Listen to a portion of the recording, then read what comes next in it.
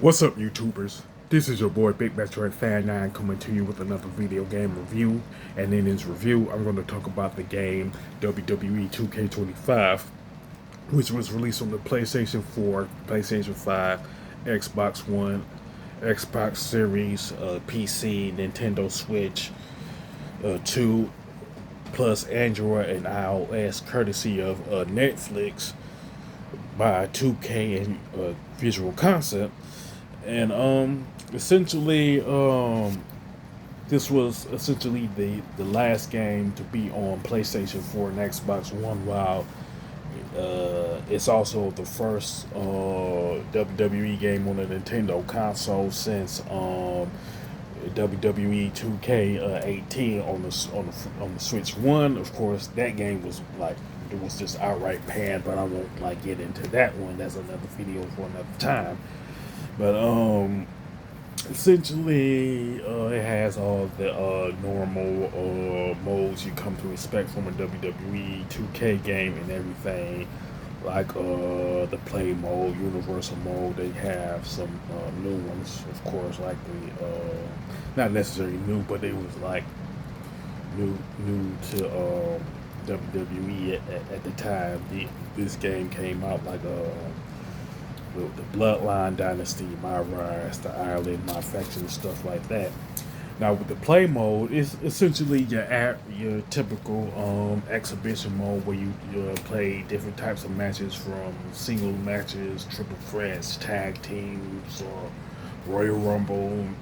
There's essentially a lot of variety in the type of matches you can play, and there's essentially a lot of wrestlers you can play as, you know what I'm saying? So you can have different type of dream matches. You can relive uh, um, classic matches and everything with this mode here and everything, regardless if it's like WrestleMania or some old WCW match and everything. Plus, you can add your own little stipulation to each match if you want to, you know what I'm saying, and stuff like that. Now, with the universal mode, you can either pick the traditional calendar mode where you can play on Raw, SmackDown, NXT, and the PLEs and all of that, or you can essentially play as a specific wrestler in a year-long thing. But that part of it I never play out. I usually stuck with the traditional calendar mode where you play on Raw, SmackDown, and all of that. You know what I'm saying? Now, one of the things that they did do with Universal Mode, it has to do with the championships. Instead of four championship slots like the previous WWE games, they increased it to six, because they pretty much added some championships prior to this game releasing, like the Women's United States Championship, the Women's Intercontinental Championship, and that's essentially the main reason for the increase in championship slots. So, like, if you wanted to add, say, a WCW thing, a show, you can pretty much have the WCW Championship, the WCW United States Championship, the WCW Cruiserweight, Hardcore Tag Team, and WCW Women's Championship, and all that. So this is the one thing in WWE 2K25 that I actually like the most, because you can compete for more champion.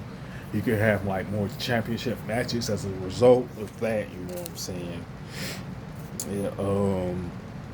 Pretty much, you could also add not only WCW. You can have like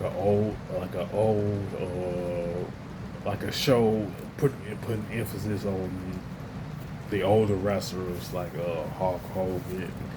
Not well, Hulk Hogan ain't in this game, but you get my point. You can like have Yokozuna, the Wild Samoans, the Steiners on the roster of like a WWE program based off of superstars from the '90s and stuff like that. You know. Plus, they have the Bloodline Dynasty mode where You play different matches involving the Inoki family and stuff like that. You played matches involving like Yokozuna or 3 Minute Warning, Rock, different wrestlers like that within the Inoki family and stuff like that. You know what I'm saying? And with each match, you have to complete a certain number of objectives to essentially unlock legends, championships, arenas, stuff like that. You know what I'm saying? And the My Rise road mode rather is it's called Mutiny, where the premise is it involves a hostile takeover in NXT, which essentially spills over to Raw and SmackDown and stuff like that. And one thing that I do I like about the My Rise road is like once you can complete it, you can go back and make decisions that you didn't make it in your first run through. So I don't know how many times you can run through this particular mode and complete all the make all the decisions. So I think you can do it like at least 3 times to have all the decisions made and stuff like that. And you could play as a custom male superstar and a custom female superstar, and both of them have personality paths that you can use to unlock certain things like outfits, arenas, specific superstars. You know what I'm saying? And 2 of them that you can unlock will be like Diamond Dallas Page and Trish Stratus and stuff like that. As an example of that and everything. And in the My GM mode, you essentially play as a GM and all that. You could be a GM of Raw, SmackDown, WCW, and everything, where you're responsible for the budget, dealing with the superstars, and making matches and stuff like that. And in the Island mode, you essentially play as a custom superstar who is trying to gain the favor of Roman Reigns in the island of relevancy. You know what I'm saying? All that. You know what I'm saying? You do like different things to like get like I think it's like a contract and all that. You know what I'm saying?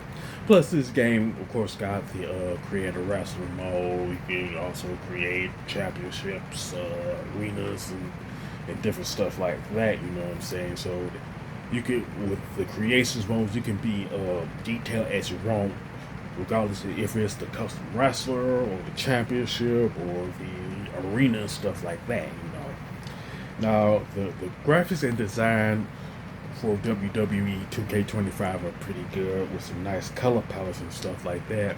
And the controls and gameplay are pretty good. You know what I'm saying?